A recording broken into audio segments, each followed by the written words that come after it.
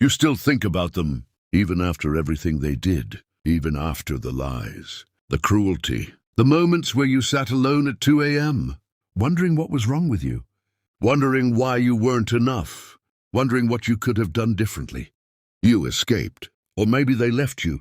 Either way, you're free. So why does your brain keep dragging you back? This is not weakness. This is not stupidity. This is neuroscience. And what I'm about to show you is one of the most disturbing psychological mechanisms ever documented. A process so precise, so devastatingly effective, that it works on brilliant people, on strong people, on people who knew exactly what was happening to them, and still could not stop it.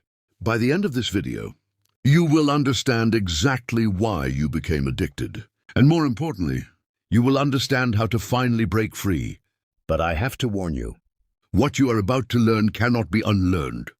Let me paint you a picture. In the beginning, they were perfect. Not just good, perfect. They made you feel like the most important person who had ever existed on this earth. They remembered everything you said. They looked at you like you were the answer to a question they had been asking their entire life. Psychologists call this phase love bombing, but that clinical term does not capture what it actually feels like. It feels like coming home. It feels like finally being seen after a lifetime of invisibility. It feels like oxygen after years of slowly suffocating. And then, slowly, it changed. The warmth became cold. The attention became criticism. The person who once celebrated your existence began to dismantle it, piece by piece, comment by comment, silence by calculated silence. And here is where the horror truly begins, because instead of leaving, you tried harder. You became smaller, more accommodating, more desperate to find the version of them that made you feel that way again. You chased the warmth through the cold. You ran towards the person who was running away from you, and you called it love. It was not love. It was a trap, engineered with psychological precision, and you walked into it because you were never warned that human beings could be this deliberately destructive. To understand what happened to you, we need to go inside your brain. B.F. Skinner was one of the most important behavioral psychologists in history. In the 1950s, he conducted a series of experiments that accidentally uncovered the most powerful addiction mechanism ever discovered. He placed rats in a box with a lever. In the first experiment, the lever always delivered food. The rats pressed it. Got food, moved on. No obsession, no desperation. In the second experiment, the lever never delivered food. The rats pressed it a few times, got nothing, and stopped trying. But in the third experiment, the lever delivered food randomly. Sometimes it worked, sometimes it didn't. No pattern. No predictability. Those rats became obsessed. They pressed the lever compulsively. They ignored everything else. They pressed it when they weren't even hungry. They pressed it until their paws bled. Skinner called this intermittent reinforcement. And the narcissist in your life was the lever. And your brain, your beautiful, intelligent, pattern-seeking brain, became consumed with solving the puzzle. Because the human brain is a prediction machine. It is wired to find patterns, to establish cause and effect, to figure out, if I do this, I will get that. But the narcissist destroyed that mechanism deliberately. They kept you in a permanent state of psychological uncertainty. And uncertainty, neuroscience now confirms, spikes dopamine higher than guaranteed reward ever could. You were not addicted to them. You were addicted to the possibility of them. But Skinner only explains the mechanism. Carl Jung explains why you specifically were targeted. Jung spent his life mapping the architecture of the unconscious mind, and one of his most chilling discoveries was the concept of the wound pattern. Jung observed that humans are not randomly selected by toxic people. They are specifically chosen. Narcissists are predators, and like all predators, they select prey with precision. They look for specific psychological signatures, empathy, people who feel deeply, people who carry childhood wounds around love being conditional, people who were taught that they must earn their place in someone's heart. Jung called this the wounded inner child, the part of you that never fully received unconditional love, the part that still believes, on a deep, unconscious level, that love must be chased, The narcissist did not create this wound. They found it. They pressed on it with surgical accuracy. They replicated the exact emotional dynamic of your earliest experience of love being withheld, and your nervous system, recognizing the familiar pattern, called it home. This is why you cannot logic your way out of the addiction. Your prefrontal cortex, the rational part of your brain, knows they are toxic. It has known for a long time. But the limbic system, the emotional primal brain, is running a program written in childhood, and it is far more powerful than reason. You are not weak for staying. You were running ancient software in a modern war. Now let me show you the exact machinery of the trap. Psychologists have identified a precise four-stage cycle that narcissistic relationships follow with almost mechanical repetition. Stage 1, idealization. You are perfect. You are their soulmate. You complete them. The love bombing begins. Your brain floods with dopamine, serotonin, and oxytocin simultaneously. You bond at a neurological level that rivals addiction to hard drugs. Stage 2, devaluation. The warmth disappears. The criticism begins, subtle at first. A comment about how you dress, a dismissal of your opinion, a comparison to someone better. Your self-worth begins to erode. But you are still chasing stage 1. You believe if you just fix whatever you did wrong, they will come back. Stage 3, discard. They pull away, completely, emotionally, sometimes physically. They may find someone else. They may simply go cold. Your brain, now deep in withdrawal, panics. Cortisol floods your system. You feel physical pain.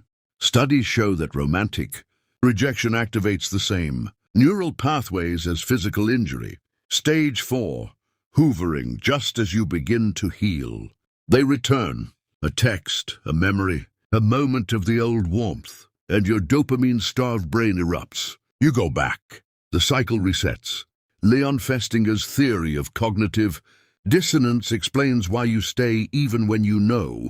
Your brain cannot hold two contradictory beliefs simultaneously. The belief that you are intelligent and capable, and the belief that you are trapped in an abusive relationship. To resolve that dissonance, your brain rewrites the narrative. It tells you, it is not that bad. It tells you, they are changing. It tells you, this is love. The lie becomes more comfortable than the truth, because the truth requires action, and action requires admitting the wound. Here is what nobody tells you. The narcissist is not always consciously aware of what they are doing. Some are calculating predators who study psychological manipulation with deliberate intent. But many are operating from their own ancient wounds, their own childhood architecture of terror and survival. The narcissist was likely the child who learned that love was power, that the only way to avoid being destroyed was to destroy first. Friedrich Nietzsche wrote, "He who fights with monsters should be careful, lest he thereby become a monster."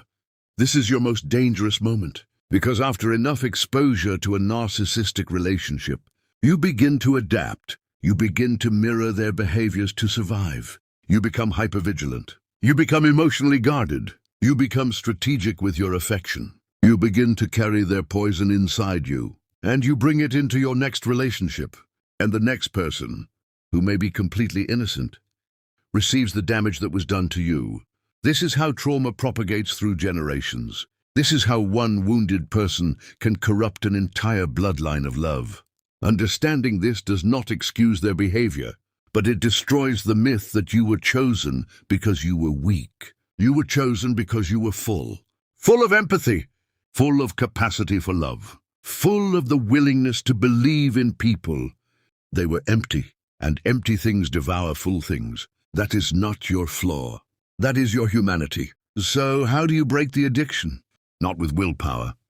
Willpower is a finite resource, and this addiction operates below the level of conscious decision. You break it the same way you break any neurological addiction. Step 1, name the mechanism. You have just done this. The moment you understand that your attachment is a neurological response to intermittent reinforcement, you create distance between yourself and the compulsion. You are not in love. You are in withdrawal. Name it every time it surfaces. Step 2, interrupt the nostalgia loop. Your brain will feed you highlight reels of the good moments. This is deliberate neurological manipulation, your own mind protecting the attachment. When the reel begins, force yourself to remember a moment of cruelty with equal intensity. Balance the archive. Step 3. Rebuild the prediction system. Your brain became addicted to the uncertainty. You must now deliberately expose yourself to safe, consistent, predictable sources of connection. Not romantic necessarily, friends, communities, mentors, people who show up the same way every time. Your nervous system must relearn that consistency exists, that love does not have to hurt to be real. Step 4. Return to the wound. This is the hardest step and the most necessary. Find the original wound that made you vulnerable to this pattern.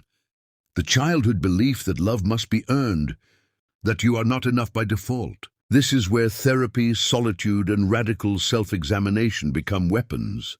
Jung said, "Until you make the unconscious conscious, it will direct your life, and you will call it fate. Stop calling it fate. Start calling it a pattern. And patterns, unlike people, can be changed."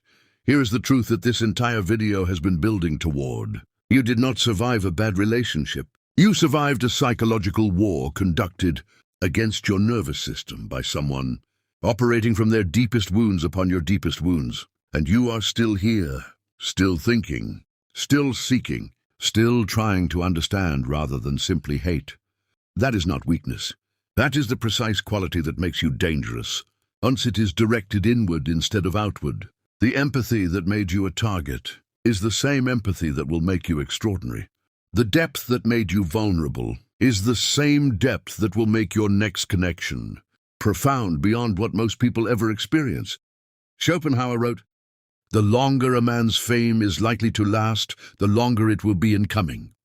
Your healing is the same. It is slow, it is non-linear, it is unglamorous, but every layer you peel back, every pattern you name, every wound you sit with instead of running from, is a brick removed from the prison they built inside your mind. One day you will wake up and realize the lever no longer calls you. And on that day, you will understand what freedom actually feels like if this video reached something inside you that you have never been able to name before.